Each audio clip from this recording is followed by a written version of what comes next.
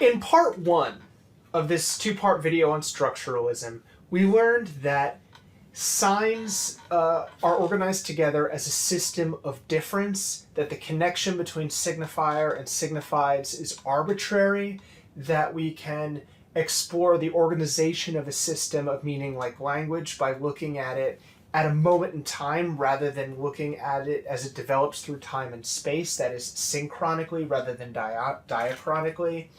And now in part two of this video, the question is, so what? What do we do with this information? How does the rubber hit the road here? What do we make of it in terms of actually studying human culture, literature, and so forth? And the key idea here, and one that was developed by Claude Levi-Strauss and by this guy, Roland Barthes, is that human culture at every level is a system of meaning that is structured like a language. Culture is a system of signs. It is made out of an interconnected system of signs, and therefore the modes of analysis that are used to study language can also be used to study culture more broadly, including literature. And so we can ask, what is the system of literature? What are its levels of organization? Remember that language is organized from phonetics to phonemics to morphology to syntax. What are the different levels of organization in a literary text? What is the grammar of stories? What is the grammar of culture? What is the internal as opposed to the external logic of literature and other cultural formations? So, in order to explore these questions, let's get into anthropology before we get to literary criticism. We're going to look at structuralism and anthropology and literary criticism, and we're going to talk first about this dapper gentleman here, Claude Levi-Strauss, who was an anthropologist who went and spent a lot of time in Brazil studying kinship structures and mythology among indigenous people in the Amazon. And he argued that we understand cultures when we understand their rituals and their myths, in a sense that rituals and myths offer a key to the grammar or the deep structure, the internal logic of a culture, as opposed to its external expression or forms. But to do this, we must understand the relationship between the terms, not just the terms itself, not just a specific ritual or practice or myth or symbol, but how it fits into the overall system or, wait for it, structure of that culture. Just one other thing, I have no idea what this diagram explaining kinship structure means, but structuralists loved diagrams. So, Claude Levi-Strauss talks about mythology as the grammar of a culture.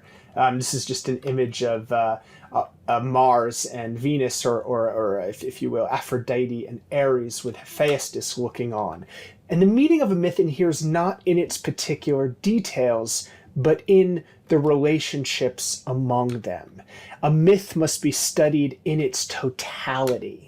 And what does it mean to study a myth in its totality? It means to study all the versions and expressions of a myth. There is no authentic original of a myth. A myth cannot be adequately represented by any single authentic rendition, but only by a complete collection of all relevant renditions. This is the only way we can get a sense of the language of the myth rather than the discourse of the myth. Any particular version of Batman here is parole. It's an utterance. But the deep structure of the idea of Batman is what tells us what Batman means to our culture. And so we have to look at all the versions of Batman in order to really understand what Batman means for American culture in our day. Right? Another idea of Levi-Strauss is that myths are universal.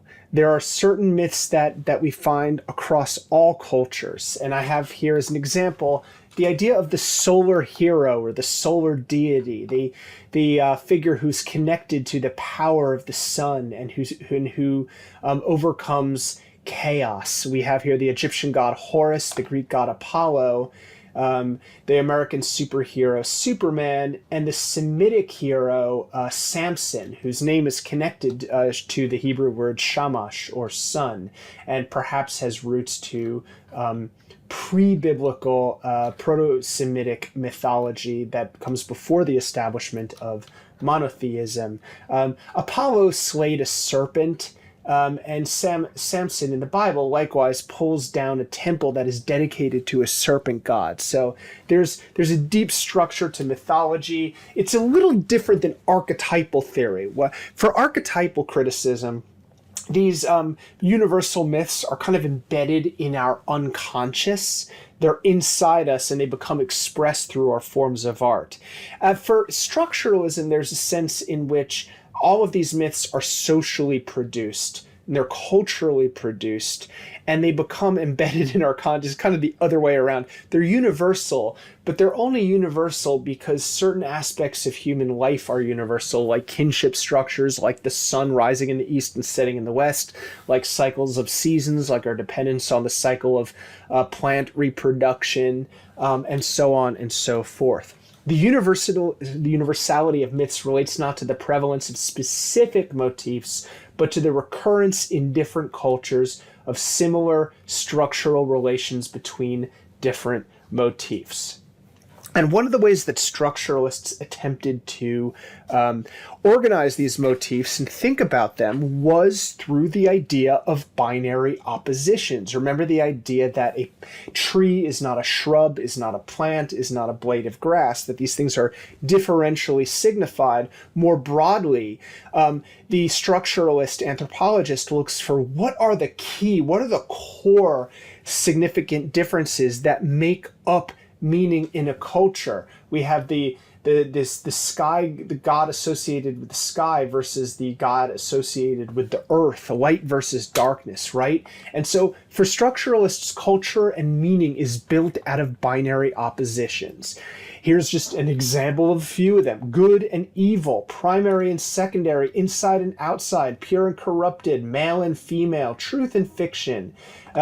But we can look at other ones: master and slave, speech and writing, normal and deviant, straight and gay. There's so many different things that are defined in contrast to each other. What does it mean to be straight? Not gay, right? What does it mean to be gay? Not straight. White and black in all its different manifestations. The way that we organize meaning is through distinctive pairs. And if you've ever written an English essay where you developed a thesis where you looked at, like, man versus nature or man versus society, right? You are working in kind of a structuralist idiom by thinking about how these fundamental oppositional differences form the meaningful categories that we build our lives around. Now, Roland Barthes took these ideas and took them outside of anthropology, which tends to be a kind of colonialist enterprise where Europeans or Americans or people in the global north study indigenous peoples somewhere else. Roland Barthes talks about semiology as a science of forms that studies significations apart from their content. And what he's talking about here is synchronic study, internal study, looking at sign systems not as a historical phenomenon, but as phenomenon that have their own internal structure, so that the apple has an internal structure that is over and apart from what we understand about this specific corporation that associates with a universe of meaning. Roland Barthes was a French literary theorist, philosopher, and semiotician who made significant contributions to the fields of literary criticism, linguistics, and cultural studies. He wrote a book in the 50s called Mythologies that kind of invented the whole idea of having takes on pop culture. He wrote this essay collection, explores everyday objects, cultural practices, things from pro wrestling to the kind of food people eat to children's toys. He examined the cultural and social significance of a wide range of subjects, advertising, food, all kinds of things. And he did so from the perspective of semiotics, from the idea of these meaningful contrast, difference, and he talked about above the level of language as a signifying system and above the level of, discourse, he talked about a kind of higher order level of meaning that we live in without even seeing, that he referred to as mythology. And he's using mythology in a little bit of a different way than we use it when we're talking about Greek mythology or Norse mythology or something like that. I'm going to give you an example here.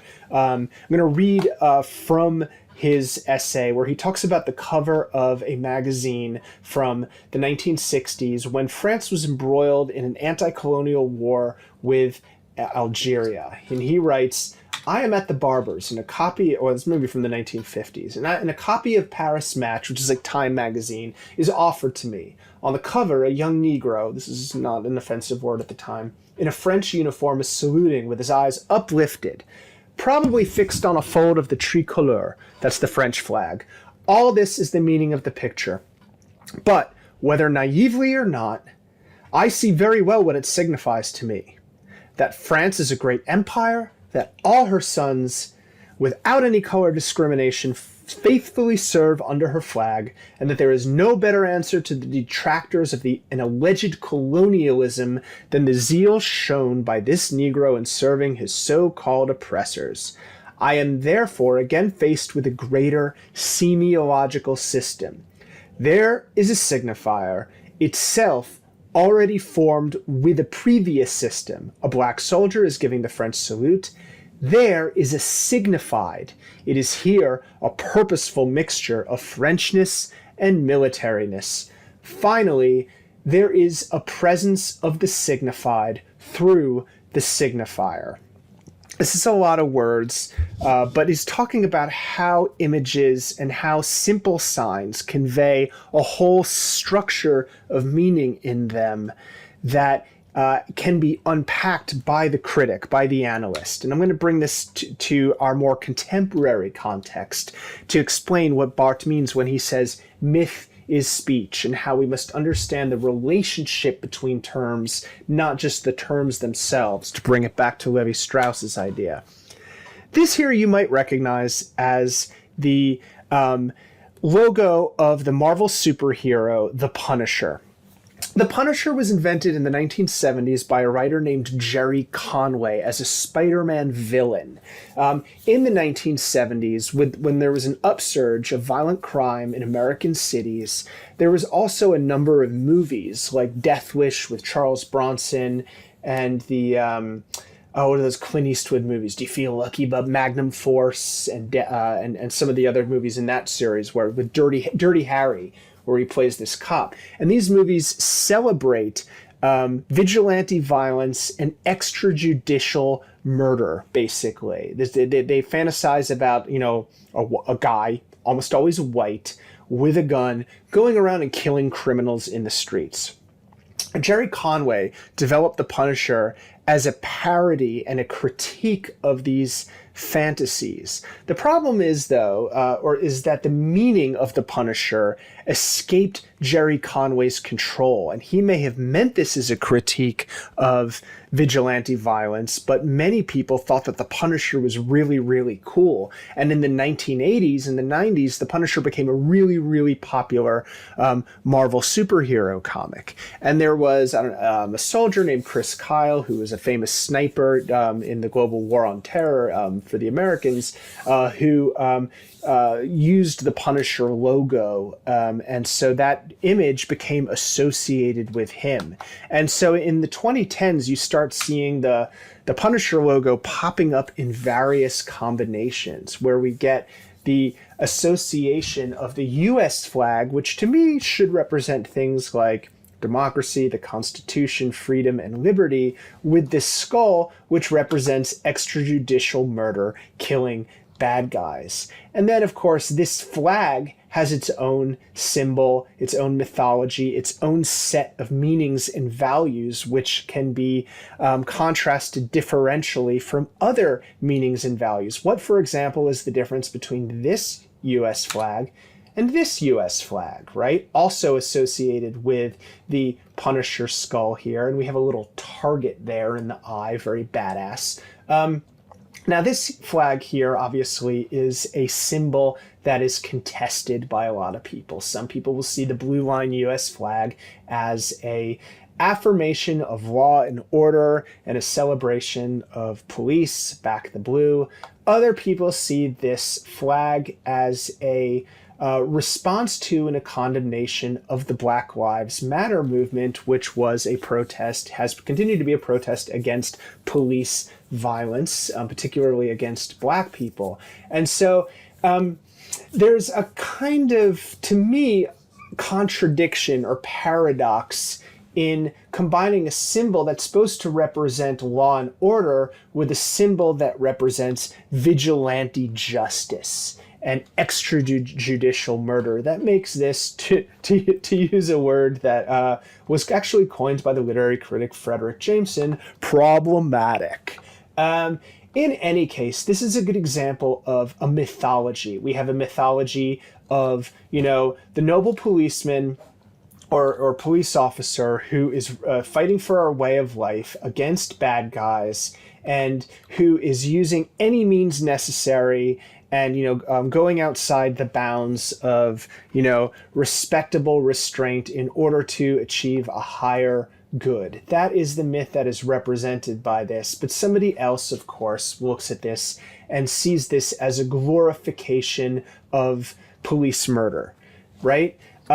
Myth is speech. We must understand the relationship between the terms, not the terms themselves. And so we can look at the internal logic of the system of signs in order to unpack an external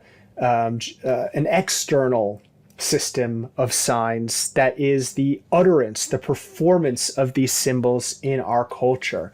Now, one of the things that I think the takeaway here is that whatever the meaning of this is, Jerry Conway's intention when he invented the Punisher is completely irrelevant. And this speaks to Barthes' concept of the death of the author. A very famous text that he wrote in the 1960s argues against relying on authorial intention or biography.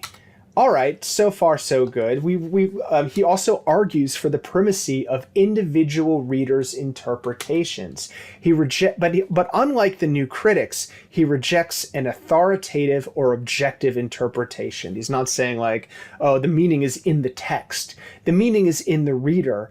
But the meaning that is in the reader is also produced by the structure of signs that produces the subjectivity, that produces the very mind of the reader themselves. So everything is kind of in the text, but also everything is part of the text as well. It's a little confusing here, this concept. It's not simply just saying authorial intention doesn't matter, but it's saying that meaning has to do with the entire structure of the text. Every text is a fabric of layers, quotations, meaning, and phrases drawn from innumerable centers of culture rather than from one individual experience. Every text is made of other texts. And of course, Julia Kristeva will develop out of structuralism the idea of intertextuality, the idea of the relationship between texts not just being one of influence, but of mutual formation, determination, interpenetration. The author is a product of the text. It is language which speaks, and thus the reader is produced by the text as well. And I ask then, if Barthes, in predicting the death of the author, or talking about the death of the author, also predicts the age of fan fiction and of transformative works.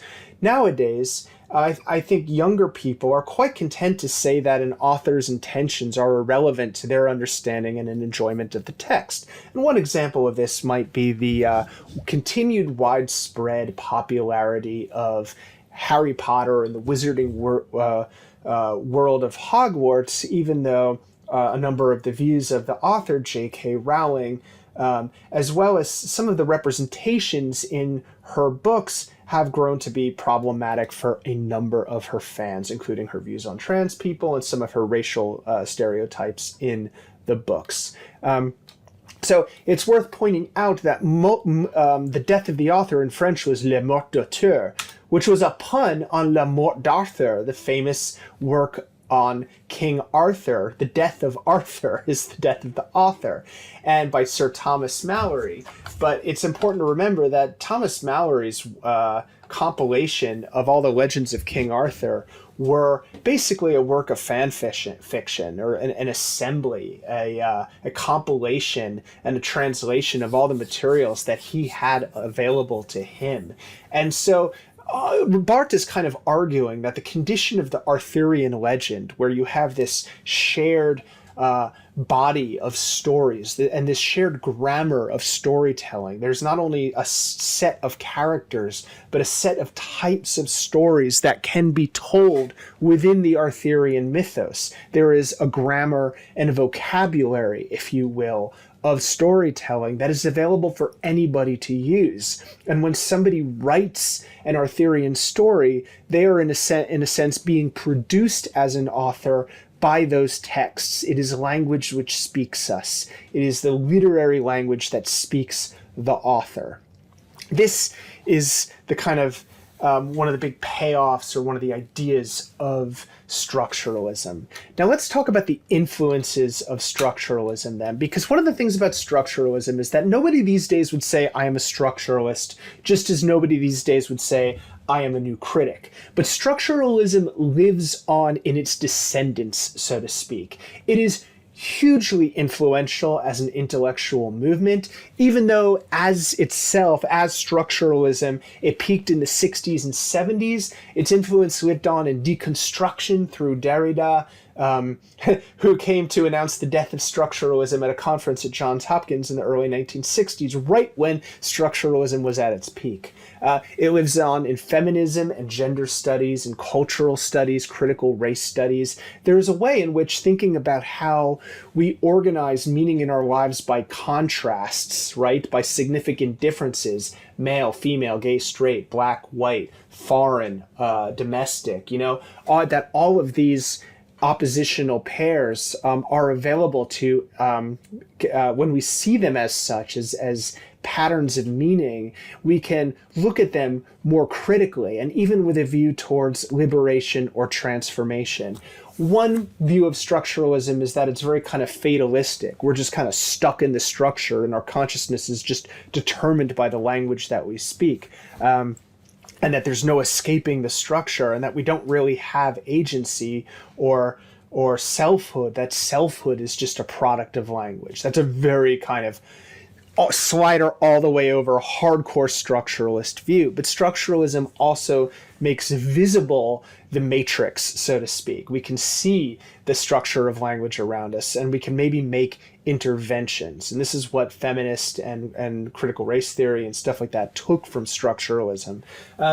Structuralism also influenced psychoanalysis, especially through the work of Jacques Lacan, who saw the unconscious as structured like a language with its own internal systems. And it influenced something I'm going to do a whole separate video on called narratology, which is sort of a structural and abstract view of storytelling and how storytelling works. And as I said already, it influenced post-colonialism and race studies. I don't have Edward Said's name here, but one of the big sort of influences of structuralism was on the work of Michel Foucault, who's a post-structuralist. But anyway, I'm getting too into the weeds here because this is not on post-structuralism. But here's another incomprehensible diagram by the literary theorist Grimos. I don't understand it. I'm not going to explain it, but I will add one last thing, that structuralism kind of lives on in the political compass, if you've ever seen this online. This is pure structuralism right here. We have simple binary opposites, authoritarian, libertarian, left and right, generating a complex structure of significant differences, because it's not just about the terms, it's about the relationship between the terms. And also, the meanings and values that we ascribe to any particular place in this grid, in this diagram, are determined by interpreters, right? But where I place myself and others in this grid depends on where I am in this grid, right? Like, the way that some people will see anybody on the right as fascist, or other people see anybody on the left as a communist, right? It may depend on where you are on that grid. So your sense of where things go in that structure is determined by where you are in that structure. And that points us to some of the limitations of structuralism, which is what happens if you look at structuralism itself as a myth. What happens if you use structuralism on itself? Well, then you divide by 0. The whole thing explodes and you get deconstruction. And that is for another video.